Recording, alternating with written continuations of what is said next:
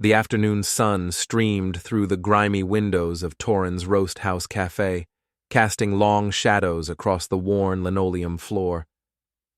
I'd been running this place for 15 years, ever since my father handed me the keys and said, "Don't screw it up, Drake." The cafe wasn't much to look at. Mismatched chairs, a temperamental espresso machine that required daily prayer, and walls covered with faded photos of local high school football teams. But it was mine, and it paid the bills. I pushed through the kitchen doors carrying a fresh pot of coffee, expecting to see the usual afternoon crowd of retirees nursing their third refills and complaining about the weather. Instead, I found my wife Jessa sitting at the corner table with Mason Reed, our newest employee. 29 years old, all charm and perfectly styled hair, the kind of guy who probably spent more on his skincare routine than I made in a week. They were leaning close together, Jessa's manicured fingers tracing patterns on the table, while Mason whispered something that made her laugh. Not the polite laugh she gave customers or the tired chuckle she offered me when I tried to tell her about my day. This was different, throaty, genuine, alive. I set the coffee pot down on the nearest table with more force than necessary. The sound echoed through the nearly empty cafe, but they didn't look up. Jessa was wearing the black dress she claimed was for court appearances, though I couldn't remember her mentioning any court dates today. Her auburn hair fell in perfect waves, and she'd applied makeup with the kind of care she used to reserve for our anniversary dinners. "You know what your problem is, Drake?" Jessa's voice carried across the cafe, clear and cutting. She finally acknowledged my presence with a glance that felt like ice water down my spine. "You're already too old and can't do anything." Mason snickered, a sound that reminded me of fingernails on a chalkboard. "Maybe it's time to consider retirement, boss. Let someone with energy take over." I stood there for a moment, letting their words sink in. 38 years old, and my wife of 12 years was sitting in my cafe, telling a kid young enough to be her little brother that I was washed up. The rational part of my mind wanted to storm over there, demand explanations, maybe throw Mason out on his perfectly sculpted rear end. But something else kicked in, the same cold calculation that had served me well in the boxing ring years ago. Instead of reacting, I walked to the register and checked the timestamp. 3:15 p.m. The cafe was supposed to be open until 6, but somehow we only had 2 customers besides Jessa and Mason. I glanced around, noting the chairs stacked on several tables, the closed sign hanging crooked in the window. "Interesting," I muttered, pulling out my phone to snap a photo of the register display. "What's interesting?" Jessa's voice had an edge now, the tone she used when cross-examining witnesses. "Oh, just checking our afternoon sales." I kept my voice level, conversational. "Seems like we closed early today." Again. Mason shifted in his chair, and I caught the flash of guilt that crossed his face before he covered it with that trademark smirk. "Slow day, you know. No point keeping the lights on for nothing." I nodded thoughtfully and headed for the office, a cramped space behind the kitchen that doubled as storage for extra napkins and my sanity. The computer was ancient, a desktop model that took 3 minutes to start up and made strained, grinding noises when it worked too hard. But it connected to our security system and, more importantly, stored every transaction from the point-of-sale system. The CCTV footage loaded slowly, black and white images flickering across the screen. I scrolled back to noon, watching the cafe fill with the lunch crowd, then gradually empty as the afternoon wore on. At 2:30, Mason started stacking chairs while customers were still eating. By 2:45, he'd flipped the sign and locked the front door, leaving only the back entrance open. I saved the clip to a flash drive, then pulled up the POS reports. Mason's login showed a pattern that made my jaw clench: voided orders, cash transactions with no receipt, and a suspicious number of employee meals that coincidentally matched our best-selling items. The kid wasn't just stealing my wife, he was stealing from my register. The printer wheezed to life as I ran off Mason's employment contract, highlighting the clause about workplace relationships and professional conduct. My father had insisted on those clauses after a messy situation with 2 employees back in the 90s. Mixing business with pleasure is like putting sugar in the gas tank, he'd said. Looks harmless, but it'll ruin everything. I tucked the papers under my arm and walked back to the dining area, where Jessa and Mason were now sitting even closer together. Her hand rested on his forearm, and she was speaking in the low, intimate tone she used to use with me during our early dating days. "Here's something interesting," I said, placing the contract on their table. Section 12, subsection 4. Workplace relationships must be disclosed to management within 72 hours. Mason barely glanced at the paper. "What's your point?" "My point is that you've been working here for 3 months, and I don't recall receiving any disclosure forms." I kept my voice steady, professional. "Also interesting is how our afternoon sales have dropped 40% since you started closing early." Jessa's eyes flashed with the kind of anger that used to make opposing lawyers reconsider their career choices. "This is ridiculous, Drake. We were just talking. Mason was telling me about his ideas for improving customer service." "Is that what we're calling it?" I pulled out my phone and showed them the timestamp photo. "Because the register shows we've been closing 2 hours early most days this week." "It's just harmless conversation," Jessa said, but her voice lacked conviction. "And maybe if you paid attention to this place instead of hiding in that office all day, you'd know when we're busy and when we're not." Mason leaned back in his chair, radiating the kind of confidence that comes from never facing real consequences. "Look, Drake, maybe we should talk about transitioning some responsibilities. You've been looking tired lately and—" The kitchen door slammed open with enough force to rattle the coffee cups. Tina Reed stood in the doorway, her blonde hair pulled back in a messy ponytail, and her server's apron stained with what looked like marinara sauce. She worked at the Italian place 2 blocks down, and I'd seen her around town but never really talked to her. What I did know was that she'd married Mason right out of high school, back when he was the star quarterback and she was head cheerleader. Now she looked like a woman who'd discovered something that turned her world upside down. Well, Tina said, her voice carrying the kind of sweetness that preceded a hurricane. "Isn't this cozy?" Mason's face went pale. "Tina, what are you doing here?" "Funny story," she said, pulling out her phone. "I was having lunch at Murphy's Diner when Mrs. Henderson mentioned seeing my husband getting awfully friendly with the lawyer's wife. Thought I'd stop by and see for myself." She raised her phone and snapped a photo before anyone could react. The flash illuminated the table like a spotlight, capturing Jessa's hand on Mason's arm, their close proximity, and the guilty expressions that neither of them could hide fast enough. "Our lawyer will need this," Tina said, her smile sharp enough to cut glass. The silence that followed was deafening. Jessa jerked her hand back as if Mason's skin had suddenly caught fire.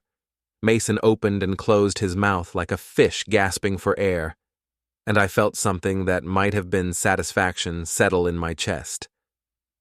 "Actually," I said, reaching into my pocket, "your lawyer might find this useful too." I handed Tina the flash drive containing the security footage and POS reports. She took it without hesitation, her eyes never leaving her husband's face. "Thank you, Drake. I appreciate your cooperation." Mason finally found his voice. "Tina, you're being crazy. We were just—" "Just what?" Tina's voice could have frozen lava. "Just planning how to spend my settlement money? Just figuring out how to explain this to your mother? Just deciding which one of you was going to tell me that my marriage was over?" Jessa stood up, smoothing her dress with hands that trembled slightly. "This is a misunderstanding. Mason and I have a professional relationship, nothing more." "Professional," Tina repeated, looking at the photo on her phone. "Is that what they're calling adultery these days?" I watched the scene unfold with the detached fascination of someone watching a car accident in slow motion. 3 months ago, I'd thought my biggest problem was the espresso machine's tendency to spray scalding water at random intervals. Now I was standing in my own cafe, watching my wife's affair get documented for divorce proceedings, while my employee's marriage imploded in real time. I think, I said quietly, we need to discuss some changes around here. Mason's confidence finally cracked. Drake, look, maybe we can work something out. I mean, nothing really happened, and… Nothing happened? Tina's laugh was sharp enough to shatter glass. Mason, I've been married to you for 8 years. I know what your guilty face looks like, and right now you're wearing it like a neon sign. She turned to me, and for a moment, her anger softened into something that might have been sympathy. I'm sorry you had to find out this way, Drake. You seem like a decent guy, and you don't deserve this. Thank you, I said. And for what it's worth, you don't deserve it either. Tina nodded, then looked back at Mason and Jessa. You two can explain this to your lawyers. I'm sure they'll find it fascinating. She walked out through the kitchen door, leaving the three of us in a silence so thick you could have served it with a spoon. Jessa was the first to speak, her lawyer instincts kicking in. Drake, I know how this looks, but it looks like my wife is having an affair with my employee, I said. It looks like said employee has been stealing from my register while conducting said affair, and it looks like both of you thought I was too stupid to notice. You're overreacting, Mason said, but his voice lacked conviction. I mean, yeah, maybe I closed a little early sometimes, but 43 times in the last 2 months, I said. I checked the logs, 43 early closures, 67 voided transactions, and approximately $800 in unaccounted cash sales. Mason's face went from pale to green. I can explain… I'm sure you can. You can explain it to the police when I file the theft report. You can explain it to your wife's divorce lawyer. And you can explain it to whoever hires you next, assuming anyone wants to employ someone with theft charges on their record. I walked to the office and retrieved the keys to the cafe, then returned to where they sat. With deliberate care, I locked the register, the office door, and the storage room. Mason, your employment here is terminated, effective immediately. Jessa, I'll be filing for divorce tomorrow morning. I suggest you both find somewhere else to conduct your business. You can't do this, Jessa said, but her voice wavered. This cafe is half mine. Community property laws also cover adultery and business fraud, I said. I'm sure your former colleagues at the law firm can explain the details. I walked to the front door and flipped the sign to "Closed for audit," then turned back to face them. Mason was staring at his hands, and Jessa was already reaching for her phone, probably calling someone who could tell her how much trouble she was in. One more thing, I said. Mason, I'll need your keys. He fumbled with his keychain, hands shaking as he removed the cafe keys and placed them on the table. I pocketed them and headed for the door.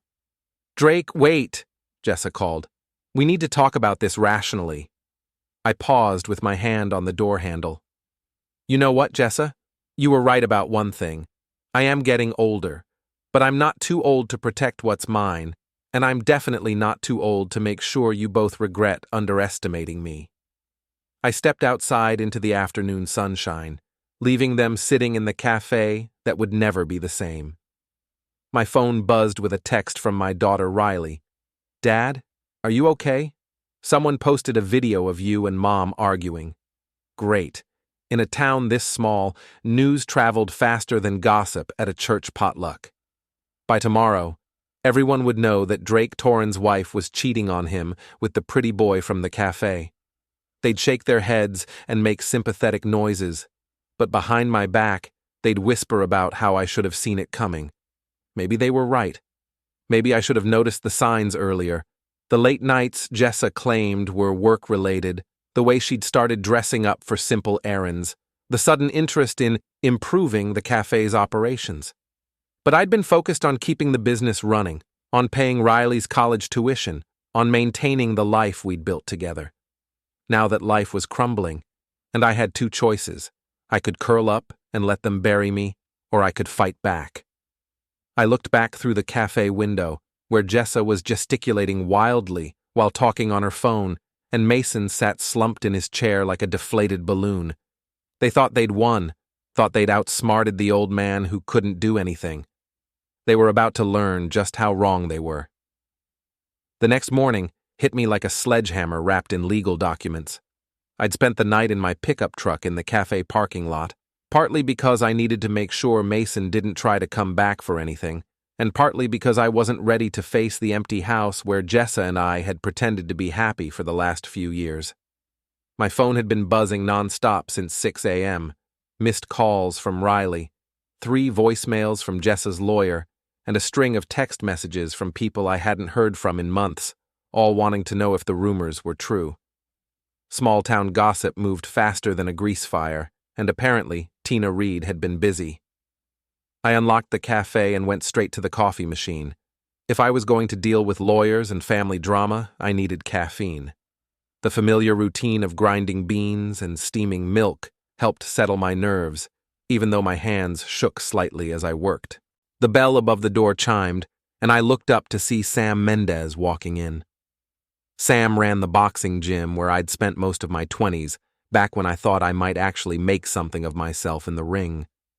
He was in his 60s now, gray-haired and weathered, but still carried himself like someone who could handle trouble. "Heard you had some excitement yesterday," Sam said, settling onto a bar stool at the counter. "News travels fast." I poured him a coffee without asking. Sam had been drinking the same black coffee for as long as I'd known him. "Tina Reed came by the gym last night. She was pretty worked up, but she seemed more angry than hurt. That's a good sign." "Good for her. She deserves better than Mason." Sam studied me over his coffee cup. "What about you? You doing okay?" I almost laughed. "My wife's cheating on me with an employee who's been stealing from my business. My daughter probably thinks I'm a failure, and by tomorrow, everyone in town will know the details. So no, I'm not doing okay." "You planning to roll over and take it?" The question caught me off guard. "What do you mean?" "I mean, are you going to let them walk all over you, or are you going to fight back?" Before I could answer, the door chimed again. This time it was a woman I didn't recognize, mid-40s, expensive suit, carrying a briefcase that probably cost more than my monthly rent. "Mr. Torrin, I'm Patricia Darrow, from Darrow & Associates. I represent your wife." Sam raised an eyebrow but didn't move from his stool. I set down my coffee and faced the lawyer. "What can I do for you, Ms. Darrow?" "My client would like to discuss a reasonable settlement regarding the dissolution of your marriage and the division of business assets.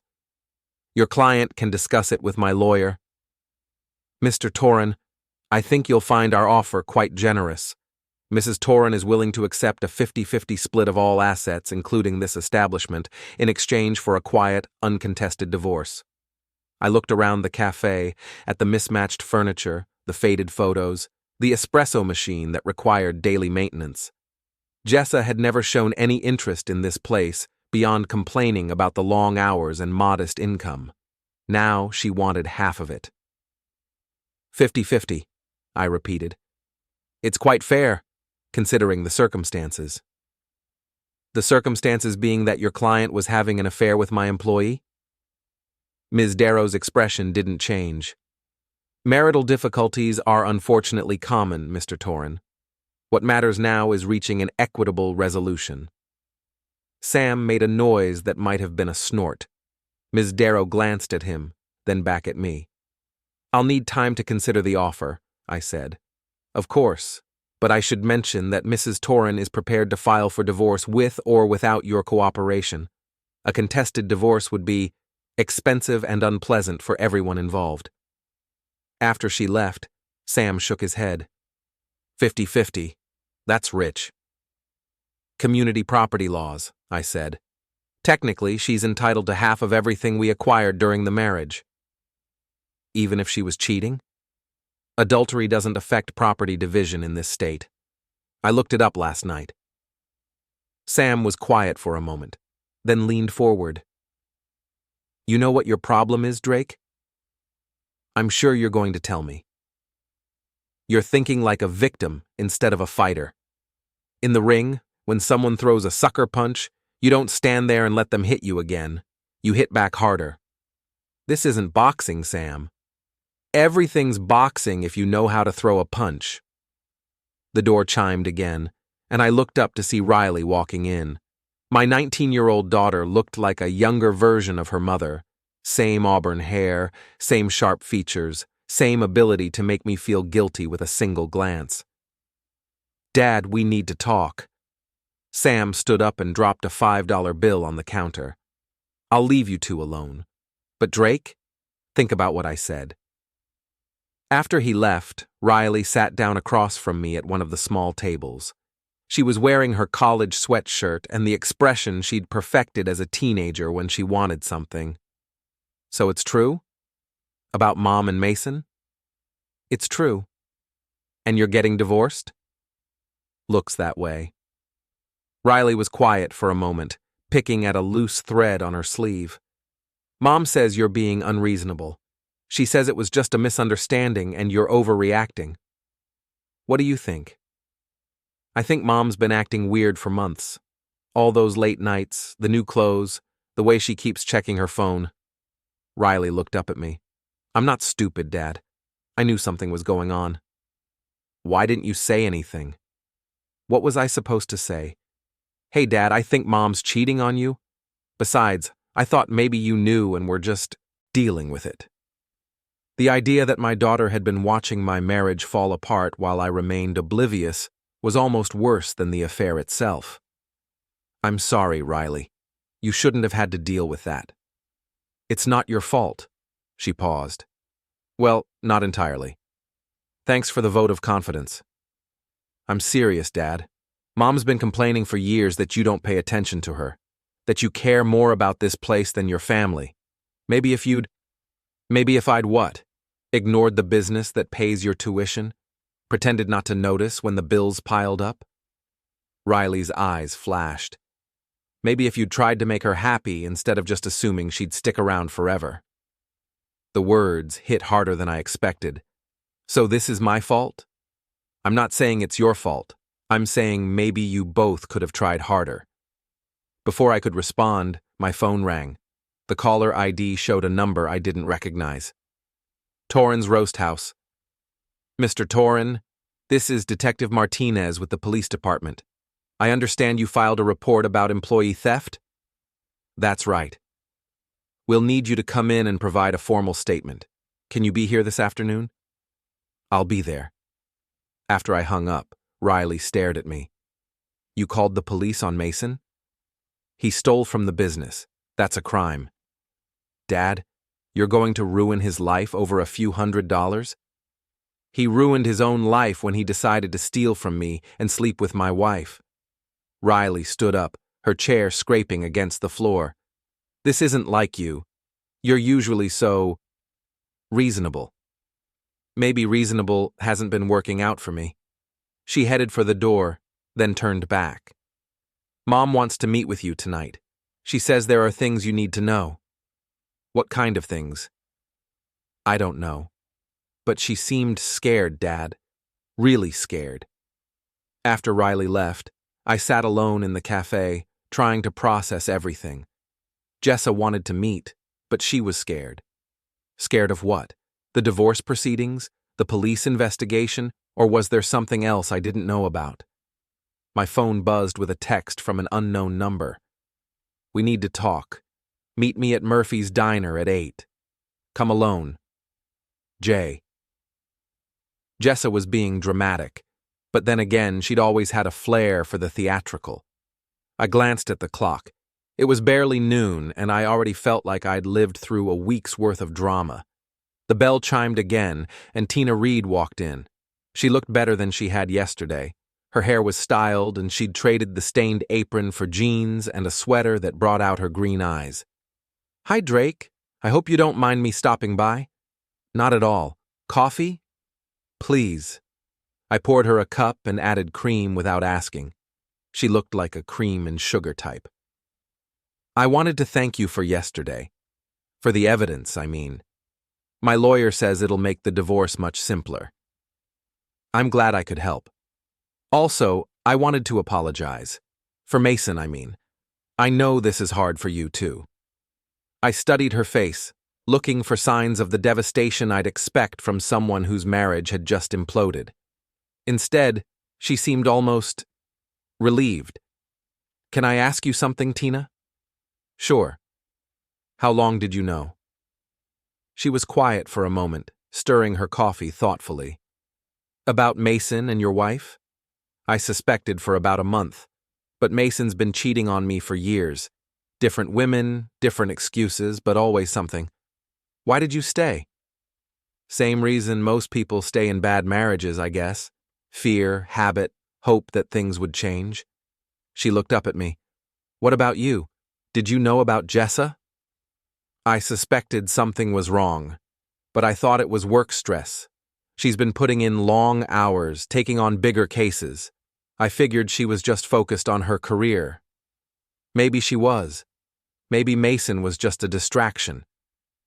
The idea that my marriage had been destroyed by something as trivial as a distraction made my chest tighten. Does that make it better or worse? I don't know, but I do know that we both deserve better than what we got. Tina finished her coffee and stood to leave. At the door, she paused. Drake, whatever you're planning to do about this, be careful. Mason might seem harmless, but he's got a mean streak when he's cornered, and Jessa, well, she's a lawyer. She knows how to fight dirty. After she left, I spent the rest of the afternoon preparing for the police interview and trying to figure out what Jessa might want to tell me.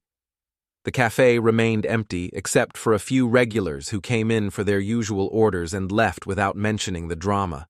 Small-town politeness meant they'd wait until I was gone to discuss the details. At 7:30, I locked up and drove to Murphy's Diner. The parking lot was nearly empty, which was unusual for a Thursday night. Inside, I found Jessa sitting in a corner booth, wearing jeans and a sweater instead of her usual business attire. She looked younger somehow, more like the woman I'd married 12 years ago. Thank you for coming, she said as I slid into the seat across from her. Riley said you had something to tell me. Jessa nodded, then looked around the diner as if checking for eavesdroppers. Drake, there are things about the last few months that you don't understand. Such as? The affair with Mason. It wasn't what you think. I almost laughed. It wasn't an affair. It was, but it wasn't about him, or about us, really. Then what was it about? Jessa took a deep breath. It was about Patricia Darrow. The name of her lawyer hung in the air between us. I don't understand. Patricia isn't just representing me in the divorce, Drake. We've been... Jessa struggled with the words. She's been more than my boss for the last 6 months. The pieces clicked into place with sickening clarity. You're having an affair with your boss, too? It's not like that. Patricia and we have a real connection, but she's married, and she's up for partner at the firm. If anyone found out about us, it would destroy both our careers. So you used Mason as a cover. It was Patricia's idea. She said if people thought I was having an affair with someone else, no one would suspect the truth. Mason was convenient, young, attractive, available. I stared at her, trying to process what she was telling me. You destroyed our marriage to protect your affair with your boss? I was going to tell you eventually, after Patricia's partnership came through, after we figured out how to handle the situation properly. Handle the situation properly, I repeated. You mean after you figured out how to leave me without damaging your girlfriend's career? Jessa's eyes filled with tears. I know how it sounds, but I do care about you, Drake. I never wanted to hurt you. But you did it anyway. I hoped you wouldn't find out until we were ready to handle things the right way. I stood up, my chair scraping against the diner floor. The right way would have been telling me the truth 6 months ago. Drake, please. Patricia's threatening to end things if the affair becomes public. If I lose her, I'll have destroyed everything for nothing. You already destroyed everything, Jessa. The question now is what I'm going to do about it. I left her sitting in the booth and walked out into the parking lot. The night air was cold, and I could see my breath as I stood next to my truck, trying to make sense of what I'd just learned. My wife hadn't just cheated on me. She'd orchestrated an elaborate deception to cover up a different affair entirely. Mason wasn't her lover. He was her prop. And Patricia Darrow, the lawyer who'd offered me a generous settlement, was the real reason my marriage was over. I pulled out my phone and scrolled through my contacts until I found Sam's number. Sam, it's Drake. You were right about fighting back. I'm ready to throw some punches. Friday morning found me sitting in Sam's boxing gym at 6 a.m., wrapping my hands while he laid out what he called the fundamentals of strategic revenge. First rule, Sam said, adjusting the heavy bag. You don't go for the knockout punch right away. You wear them down, make them make mistakes, then you finish them when they're vulnerable. I threw a jab that sent the bag swinging. What kind of mistakes? The kind people make when they think they're smarter than everyone else. Your wife and her girlfriend got cocky. They think they played you, but they showed their hand too early. Another jab, then a cross that made my knuckles sting through the gloves. So what do you suggest? Information warfare. Find out everything you can about Patricia Darrow, her marriage, her career, her weaknesses. Then find out what Mason really knows about this whole setup. Mason's not going to talk to me. He will if he thinks it's in his best interest. Sam was right. Mason struck me as the type who'd throw anyone under the bus to save himself. The question was how to approach him without tipping off Jessa or Patricia. I finished my workout and drove to the police station for my appointment with Detective Martinez. The theft charges against Mason were straightforward. I had the security footage, the POS reports, and the missing cash to document everything. But as I sat in the detective's office, I realized I had an opportunity for something more. Mr. Torrin, Detective Martinez said, reviewing my statement, this is pretty clear-cut. We'll issue a warrant for Mr. Reed's arrest on theft charges. Detective, can I ask you something? Hypothetically, if someone was using a business to facilitate other illegal activities, would that be something you'd investigate? Martinez looked up from his paperwork. What kind of activities? I'm not sure yet, but if I found evidence of something, would you be interested? Depends on the evidence. Why? You think there's more going on here than simple theft? I think Mason Reed might have been doing more than just skimming cash from the register. I left the police station with Martinez's card and a promise to call if I discovered anything else. My next stop was the county courthouse, where public records could tell me everything I needed to know about Patricia Darrow's life. An hour of searching through property records, court filings, and business registrations painted an interesting picture. Patricia Darrow was married to Dr. Michael Darrow, a prominent surgeon at the regional medical center. They owned a house worth $500,000, 2 luxury cars, and a vacation home in the mountains. Patricia's law firm specialized in high-profile divorce cases, and she'd built a reputation for aggressive tactics that left opposing parties financially devastated. More interesting was a series of malpractice suits against her husband from 2 years ago. 3 patients had sued Dr. Darrow for botched surgeries, and while the suits were eventually settled out of court, the legal fees and settlements had cost the couple nearly $200,000. Patricia Darrow wasn't just ambitious, she was financially vulnerable, and people who were financially vulnerable made poor decisions when they felt threatened. My phone rang as I was leaving the courthouse. The caller ID showed Mason's number. Drake, we need to talk. Do we? Look, I know you're angry, but there are things you don't know about what's been going on. Such as? Not over the phone. Can you meet me somewhere?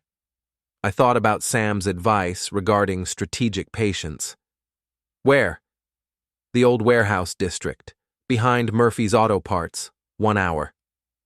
The warehouse district was a collection of abandoned buildings on the edge of town, the kind of place where people went when they didn't want to be seen. I arrived early and parked where I could watch the entrance. Mason showed up 10 minutes late, driving a beat-up Honda that had seen better days. Gone was the confident swagger from yesterday. Now he looked like someone who'd spent the night staring at the ceiling. "Thanks for coming," he said, approaching my truck. "Talk. The thing with your wife, it's not what you think. Everyone keeps telling me that. Why don't you explain what it really is?" Mason glanced around nervously. "Can we go inside? I don't want anyone to see us talking." We walked into one of the abandoned warehouses, our footsteps echoing in the empty space. Dust motes danced in the afternoon sunlight streaming through broken windows. "Patricia Darrow set the whole thing up," Mason said. "She approached me about 6 weeks ago, said she'd pay me $500 to flirt with your wife in public." "Pay you to flirt with her?" "She said Jessa needed cover for something, and it would help both of them if people thought Jessa was interested in someone else. I figured it was harmless." "What about the stealing?" Mason's face flushed. "That was my idea. I mean, if I was going to lose my job anyway when this whole thing came out, I wanted to make some extra money. So you decided to rob me while you were pretending to seduce my wife. It wasn't supposed to go on this long. Patricia said it would be a few weeks, maybe a month. But then Jessa started getting into it, and Patricia kept extending the timeline." I studied Mason's face, looking for signs of deception. He seemed genuinely nervous, but that could have been because he was facing theft charges. "What do you mean, Jessa started getting into it?" "She started flirting back, like really flirting. Patricia told her to be convincing, but Jessa took it to another level." "And you went along with it?" "I'm 29 years old, Drake. A beautiful older woman starts paying attention to me, and I'm supposed to say no? You're married. So is she."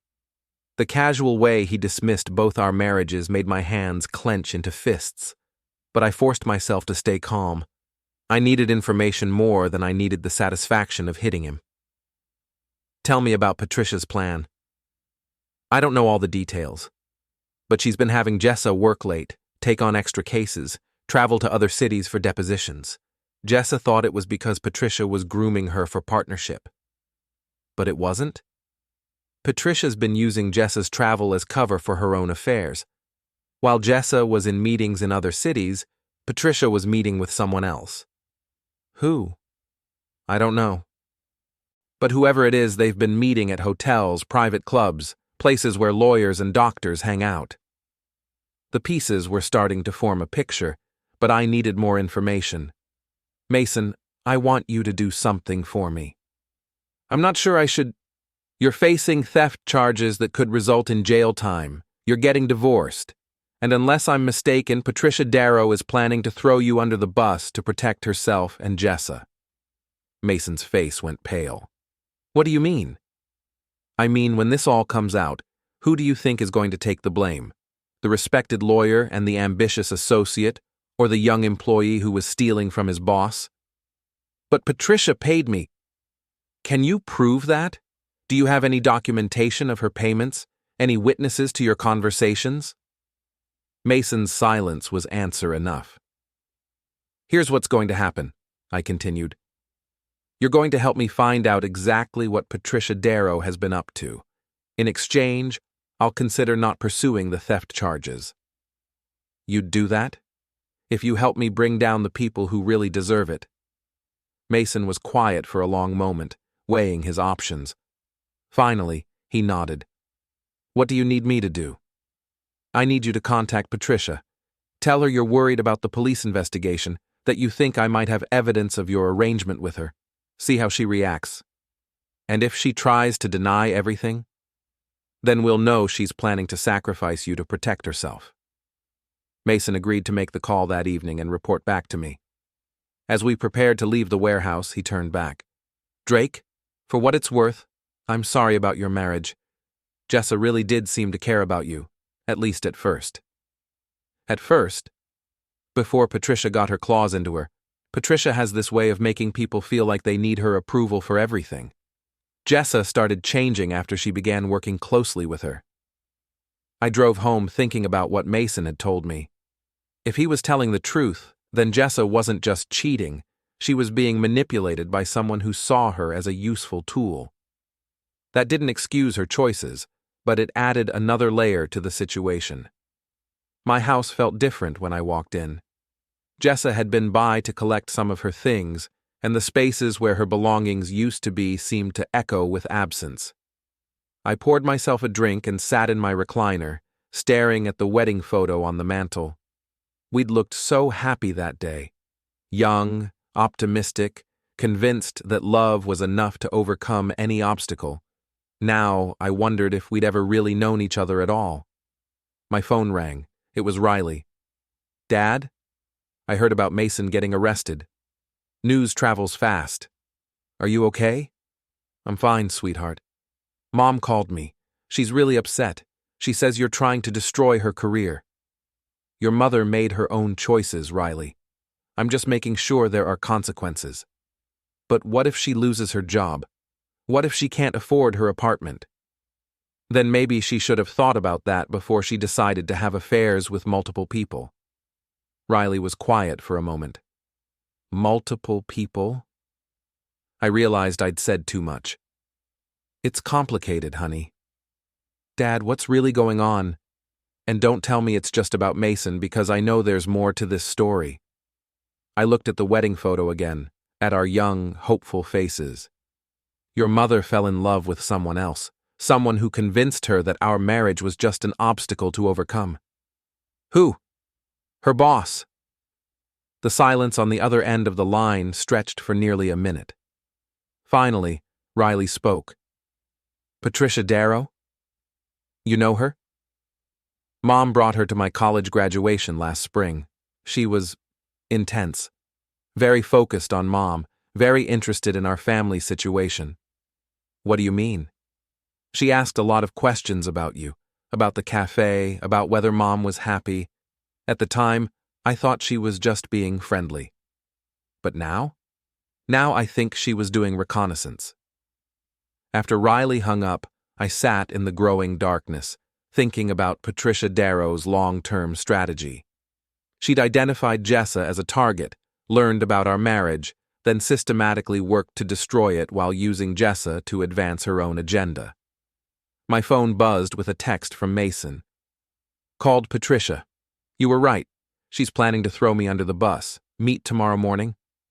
I texted back, 8 a.m. Jim. Then I called Sam. "How'd the information gathering go?" "Better than expected. Turns out our opponents have been making mistakes all along." "Good. You ready for phase 2?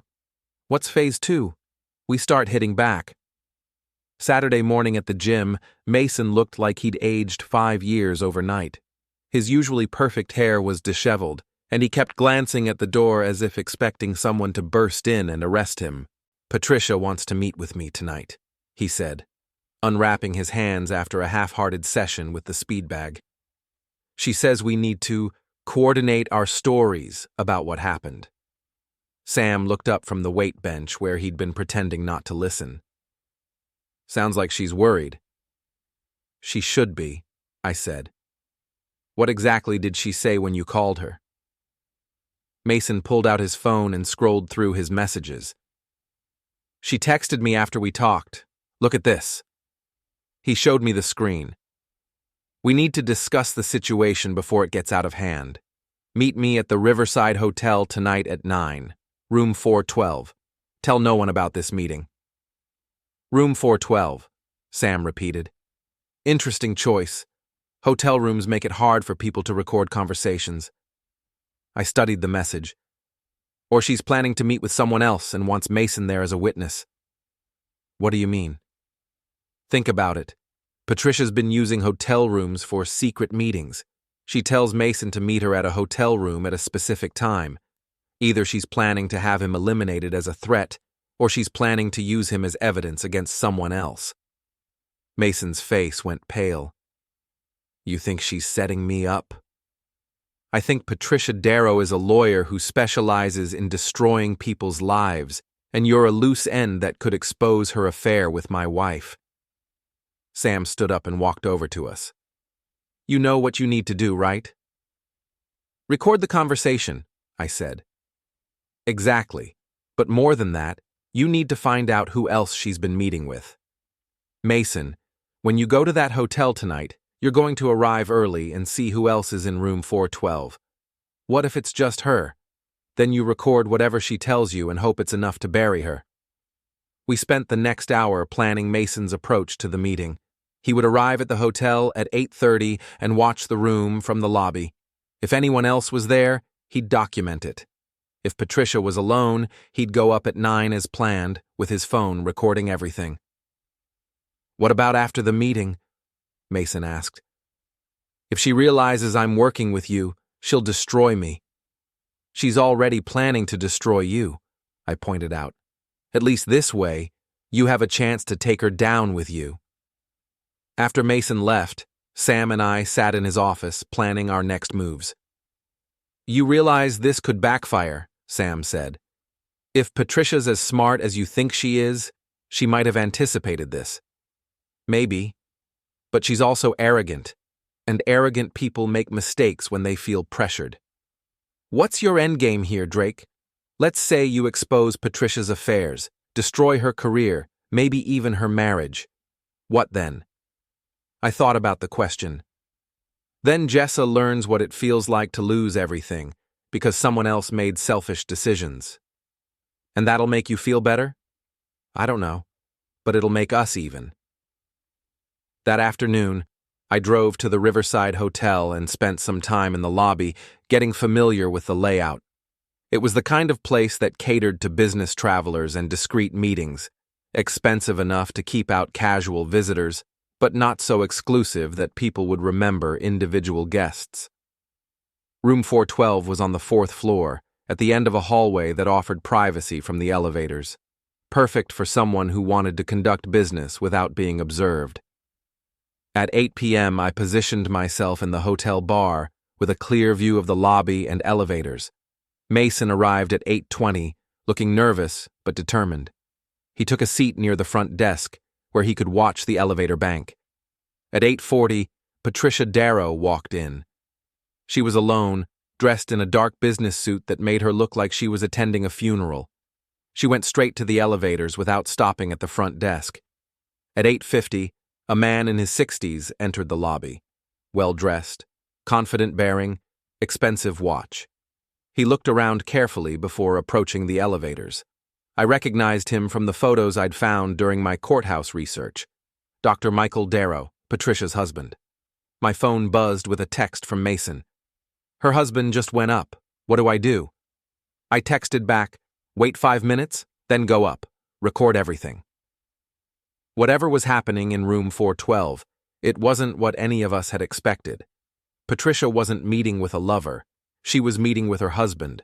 The question was why they needed a hotel room for a conversation they could have had at home. 20 minutes later, Mason texted again. You need to hear this. Meet me in the parking lot. I paid my bar tab and went outside, where I found Mason sitting in his car, staring at his phone. Play it, I said, getting into the passenger seat. The recording was clear enough to understand every word. Patricia's voice, tense and worried. Michael, we have a problem. The Torrin situation is getting complicated. Dr. Sour. Darrow's response was calm, controlled. How complicated? Drake filed theft charges against Mason. If Mason talks to the police about our arrangement, it could expose everything. Then we need to make sure Mason doesn't talk. How do you suggest we do that? The same way we handled the malpractice situation. Financial incentive and legal pressure. There was a pause, then Patricia spoke again. What about Jessa? What about her? She's becoming attached. She thinks we're going to leave our spouses and start over together. Dr. Darrow laughed, a sound that made my skin crawl. Jessa's served her purpose. We needed someone with legal expertise to help us restructure our assets before the IRS investigation gets serious. Now that the offshore accounts are established, we don't need her anymore. She has access to all our financial records, Michael. If she realizes we've been using her, then we'll handle her the same way we're handling Mason. People who threaten our financial security tend to have accidents. The recording ended there, and Mason and I sat in silence for a moment. They're not having an affair, I said finally. No, they're running some kind of financial scam, and they use Jessa to help them hide money from the government. And now they're planning to eliminate anyone who can expose them. Mason's hands were shaking as he put his phone away. Drake, these people are talking about having accidents arranged. We need to go to the police. With what evidence? A recording of a conversation that could be interpreted multiple ways? They threatened to have people hurt. They implied it.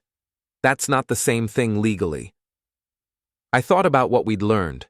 Patricia and Michael Darrow were involved in tax evasion, possibly money laundering.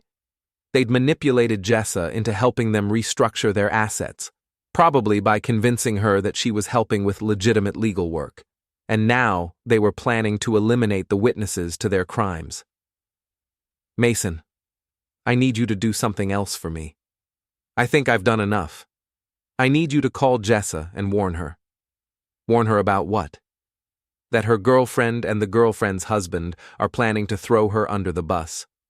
Probably literally. Mason stared at me. You want me to save your wife?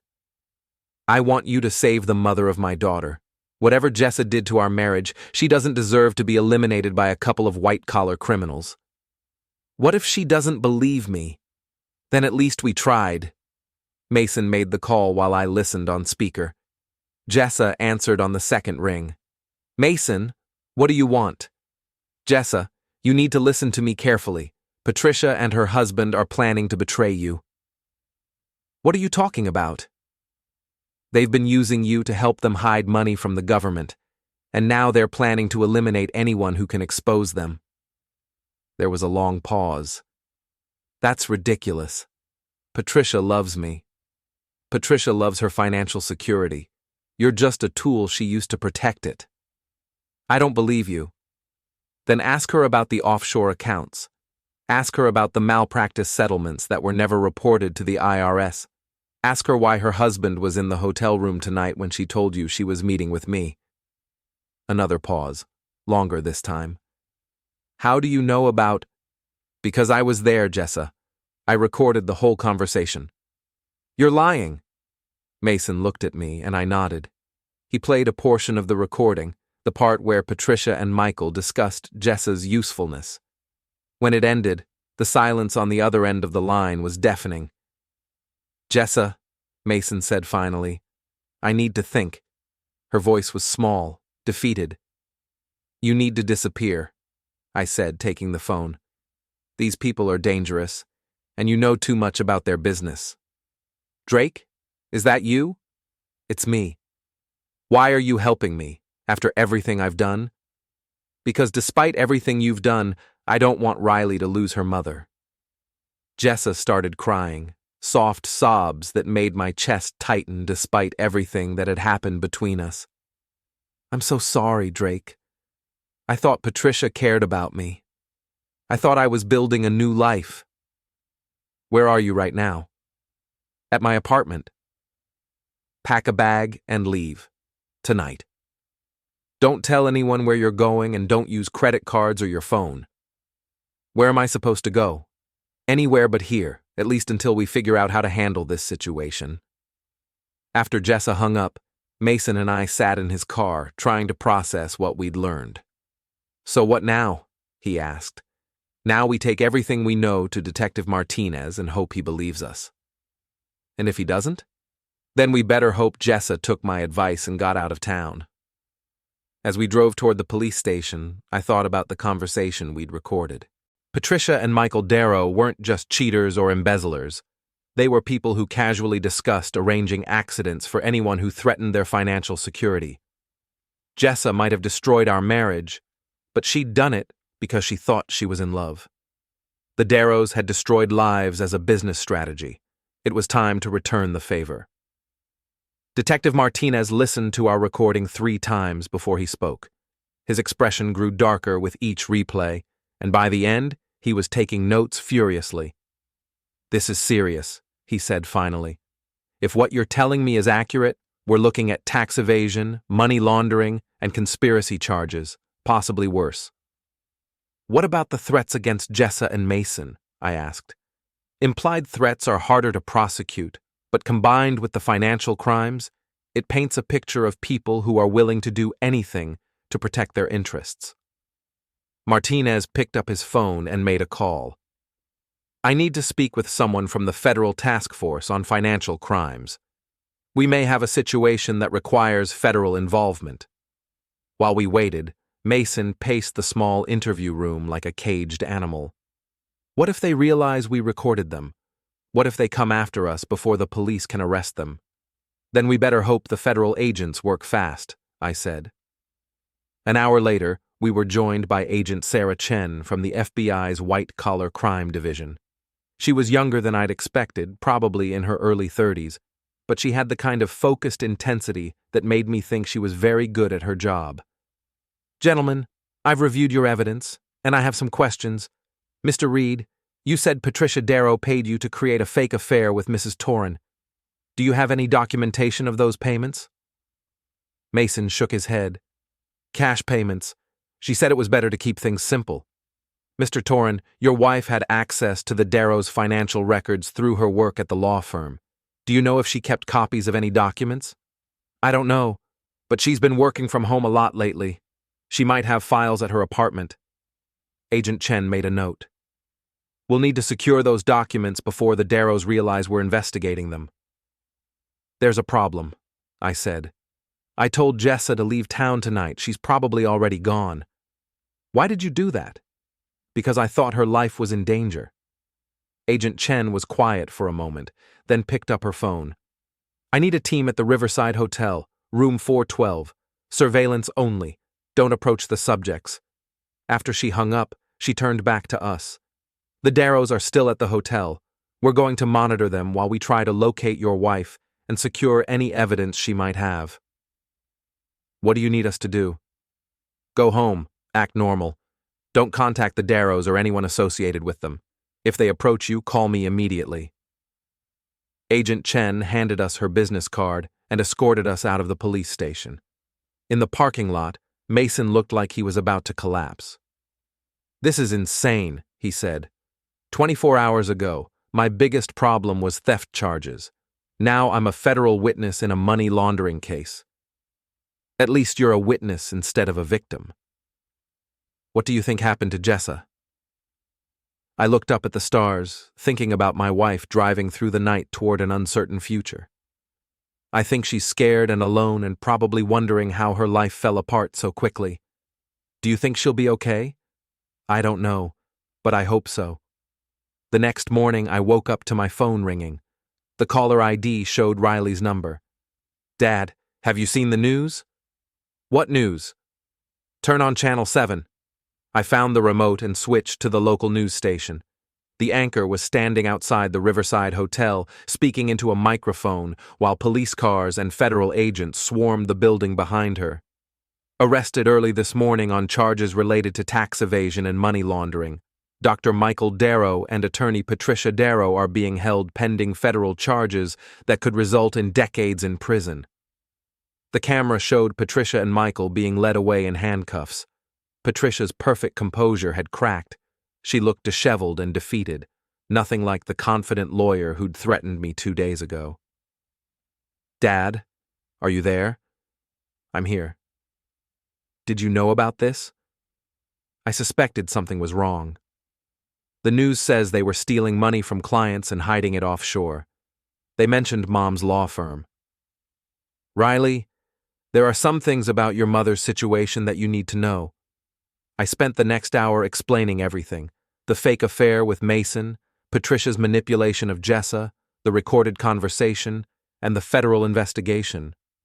Riley listened without interrupting, but I could hear her sharp intake of breath when I described the threats against Jessa. "So Mom's not just a cheater," she said finally. "She's a victim too." She made bad choices, but yes, she was manipulated by people who saw her as a useful tool. Where is she now? I don't know. I told her to disappear until this was resolved. Dad, I'm scared. What if those people try to hurt you or me to get back at Mom? They're in federal custody, sweetheart. They can't hurt anyone anymore. But even as I said it, I wondered if that was true. People like the Darrows didn't operate alone. They had networks, resources, people who owed them favors. Just because they were arrested didn't mean the danger was over. My phone rang again. This time it was Agent Chen. Mr. Torrin, we need to talk. Can you come to the federal building downtown? What's happened? We found something in the Darrows hotel room that you need to see. An hour later, I was sitting in a sterile conference room, looking at photographs spread across a table. The photos showed documents, financial records, legal papers, and what appeared to be surveillance photos of my cafe, my house, and my family. They've been watching you for months, Agent Chen said. Patricia Darrow identified your wife as a potential asset early in their relationship, but they also saw you as a potential threat. Threat to what? Their exit strategy. The Darrows have been planning to flee the country for over a year. They needed someone with legal expertise to help them move their money, and they needed to eliminate anyone who could expose them before they disappeared. I studied the surveillance photos. There were pictures of me leaving the cafe, Riley walking across her college campus, even shots of our family dog in the backyard. They were planning to eliminate my entire family? We found plane tickets to a non-extradition country, new identities, and a detailed plan for disposing of witnesses. Your wife's affair wasn't just a cover story. It was part of a larger plan to isolate her from anyone who might interfere with their operation. The implications hit me like a physical blow. Jessa wasn't just having an affair, she was being groomed for elimination. Along with you, your daughter, and Mason Reed, the Darrows don't leave loose ends. Agent Chen pulled out another photograph, this one showing a list of names written in Patricia's handwriting. My name was at the top, followed by Jessa's, Riley's, and Mason's. Each name had a date written next to it. What are the dates? We think they're elimination schedules. Your name has yesterday's date. I stared at the list, trying to process the fact that I'd been scheduled to die yesterday. What stopped them? Mason's phone call to Patricia. When he told her he was worried about the police investigation, it accelerated their timeline. They moved up their escape plan, which led to mistakes that allowed us to track them down. So Mason saved my life by betraying them? Mason saved all your lives. Agent Chen gathered up the photographs. Mr. Torrin, I need you to understand something. The Darrows weren't just white-collar criminals. They were sociopaths who viewed other people as obstacles to be removed. Your wife didn't just have an affair. She was targeted by predators who planned to use her and then eliminate her. What happens now? Now we build a case that ensures they never see the outside of a federal prison. But we need your wife's testimony, and we need those financial documents she has access to. I told you, I don't know where she is. Actually, we do. Agent Chen pulled out her phone and showed me a map with a red dot blinking in a location about 3 hours north of town. Her phone GPS, she's at a motel near the state border. We need you to convince her to come in voluntarily. Why me? Because despite everything that's happened between you, she trusts you. You saved her life by warning her to run. The drive to the motel gave me time to think about everything that had happened. 4 days earlier, I'd thought my biggest problem was an unfaithful wife and a dishonest employee. Now I knew my family had been targeted by people who treated human lives as just another cost of doing business. I found Jessa in room 23 of a run-down motel that looked like it hadn't been updated since the 1980s. She answered the door wearing jeans and a sweatshirt, her hair pulled back in a ponytail. Without makeup and designer clothes, she looked younger, more like the woman I'd married. Drake, how did you find me? The FBI tracked your phone. Can I come in? She stepped aside, and I entered the small room. It smelled like disinfectant and desperation. I've been watching the news, she said. They arrested Patricia and Michael for tax evasion and money laundering, but that's not all they were planning.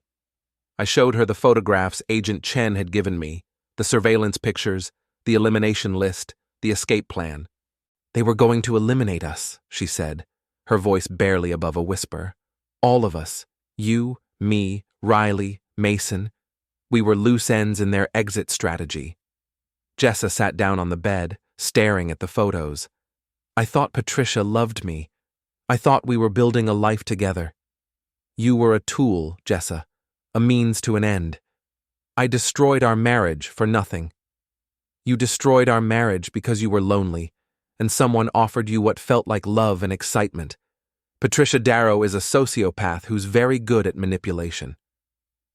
Jessa looked up at me, tears streaming down her face. Can you ever forgive me? I thought about the question. Could I forgive her for the affair? For the lies? For choosing someone else over our family? I don't know, I said honestly. But I know that Riley needs her mother, and the FBI needs your testimony to make sure the Darrows never hurt anyone else. What do you need me to do? Come back with me. Testify about what Patricia had you do with their financial records. Help them build a case that puts these people away forever. Jessa nodded slowly. And after that? After that, we figure out how to rebuild our lives. The drive back to town was quiet. Jessa stared out the window at the passing landscape, occasionally wiping away tears. I focused on the road, trying not to think about how different things might have been if I'd paid more attention to the warning signs. Drake? Yeah? Thank you for warning me, for coming to get me, for not letting them eliminate me. You're Riley's mother. That's reason enough. Is there any chance we could try again? After all this is over? I thought about the question. The woman sitting next to me was the mother of my child, the person I'd planned to spend my life with. But she was also someone who'd chosen to have affairs with multiple people, someone who'd been willing to destroy our marriage for what she thought was a better offer. I don't know, Jessa. There's a lot of damage to repair. But you're not saying no. I'm not saying anything right now except that we need to focus on making sure the people who tried to eliminate our family spend the rest of their lives in prison. As we drove back toward town, I thought about Sam's advice about strategic patience. The Darrows had made the mistake of underestimating their opponents, of assuming that small-town people were too naive to recognize predators. They'd learned too late that sometimes the biggest mistake you can make is threatening someone's family. The game was over, and we'd won. But the cost of victory was a marriage that might never recover, and a family that would forever be changed by the knowledge of how close we'd come to losing everything. 6 months later, I stood behind the counter of Torrin's Roast House Café, watching the morning rush of customers who'd become more than just business. They were the community that had rallied around my family during the darkest period of our lives. The federal trial had ended 3 weeks ago. Patricia and Michael Darrow received sentences of 25 and 30 years respectively for money laundering, tax evasion, and conspiracy charges. The evidence Jessa provided had been crucial in securing their convictions, and her cooperation had earned her immunity from prosecution. Mason had testified as well, and in exchange for his cooperation, the theft charges against him were dropped.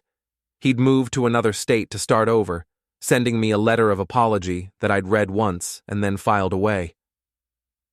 The bell above the door chimed, and Jessa walked in.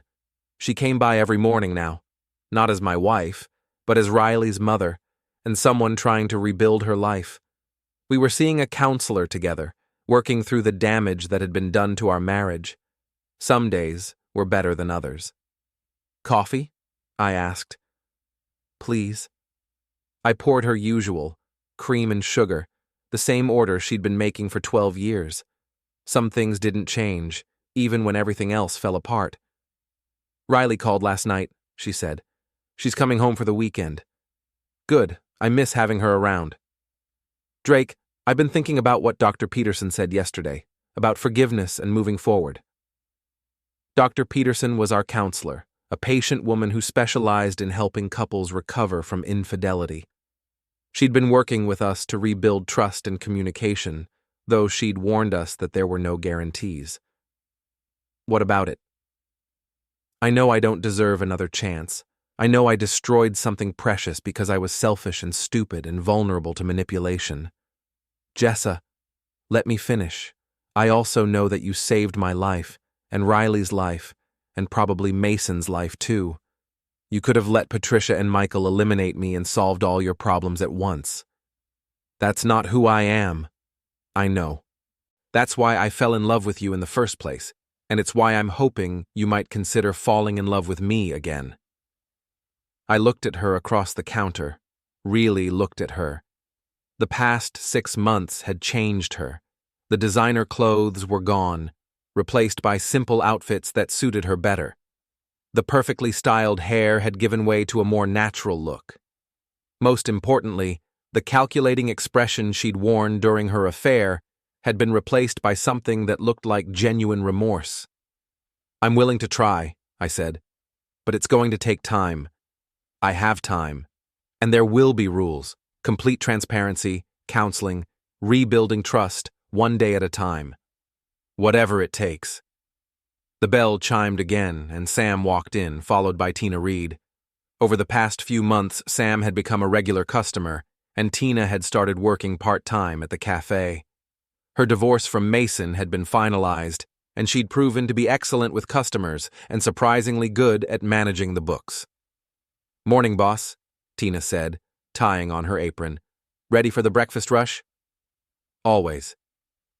As the cafe filled with the familiar sounds of conversation and clinking dishes, I reflected on how much had changed. 6 months earlier, I'd been a man who thought his biggest problems were a failing marriage and a struggling business. Now I was someone who'd confronted serious threats and come out stronger. The marriage might still fail. Trust, once broken, was difficult to repair. But we were trying, and that was more than I'd thought possible when I first discovered Jessa's affair. The business was thriving, partly because the publicity from the federal case had brought in curious customers, but mostly because I'd learned to appreciate what I had instead of taking it for granted. And my family was safe. Riley was excelling in college. Jessa was rebuilding her legal career with a firm that specialized in helping victims of financial crimes, and I'd discovered that sometimes the best revenge was simply surviving and thriving despite the people who tried to destroy you. The espresso machine hissed as I prepared the morning's first latte, and I smiled at the familiar sound. Some things were worth fighting for, worth rebuilding,